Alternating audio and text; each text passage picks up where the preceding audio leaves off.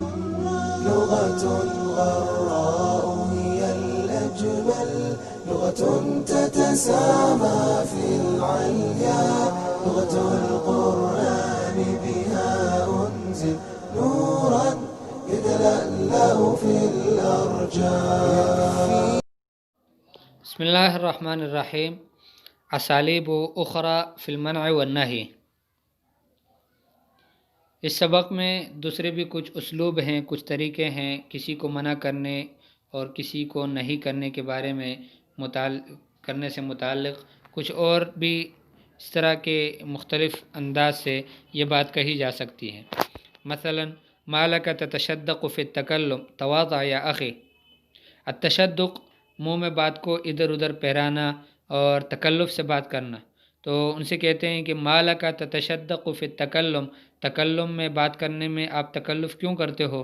تواضع یا اخی، اے میرے بھائی کچھ تواضع سے بات کرو، عاجزی اختیار کرو.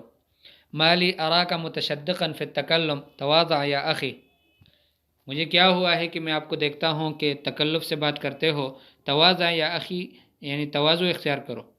ما بک تتشدق فی التکلم تواضع یا اخی، وہی ایک جملہ ہے لیکن مختلف اسلوبوں سے مختلف طریقوں سے اسے استعمال کیا جاتا ہے.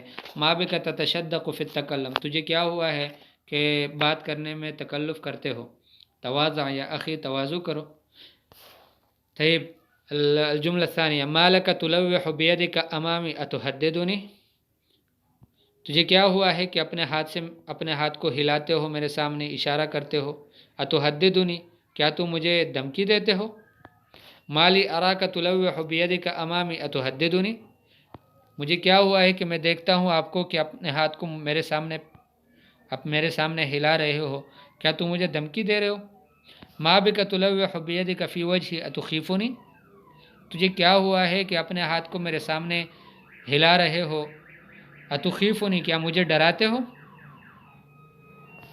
طيب كذلك ما لك ترافق سفلة الناس وحثالتهم اما تخشى على سمعتك، تجھے کیا ہوا ہے کہ گھٹیا قسم کے لوگ اور یعنی بیکار قسم کے لوگ، ردی قسم کے لوگوں کے ساتھ دوستی رکھتے ہو، ان کے ساتھ اٹھنا بیٹھنا رکھتے ہو.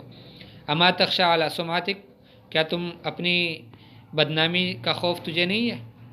مالی اراک ترافق سفلة الناس وحثالتهم، مجھے کیا ہوا ہے کہ میں دیکھتا ہوں آپ کو کہ آپ دوستی کرتے ہو، ساتھ ملنا جلنا کرتے ہو. سفلة الناس، گھٹیا قسم کے لوگوں کی، وحثالتهم، اور ردی قسم کے لوگوں کی کہ جن کی کوئی وقت نہیں، ایسے لوگوں کے ساتھ تم اٹھنا بیٹھنا کرتے ہو. اما تخاف على سمعتك، کیا تجھے اپنی بدنامی کا خوف نہیں. ما بک ترافق سفہاء الناس الست تخشى ان تشوہ سمعتك، تجھے کیا ہوا ہے کہ تو بیوقوف لوگوں کی دوستی کرتے ہو، ان کے ساتھ ان کی رفاقت میں رہتے ہو.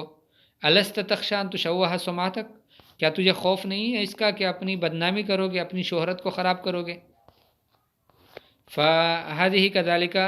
هذا كذلك اسلوب تحفظونه بهذه الطريقة. اساليب اخرى في المنع والنهي. ما لك تتشدق في التكلم تواضع يا اخي. طيب ما لي اراك متشدقا في التكلم تواضع يا اخي. ما بك تتشدق في التكلم تواضع يا اخي. ما لك تلوح بيدك امامي اتهددني. ما لي اراك تلوح بيدك امامي اتهددني. ما بك تلوح بيدك في وجهي اتخيفني. طيب وآخر شيء ما لك ترافق سفلة الناس وحثالتهم اما تخشى على سمعتك. ما لي اراك ترافق سفلة الناس وحثالتهم اما تخاف على سمعتك.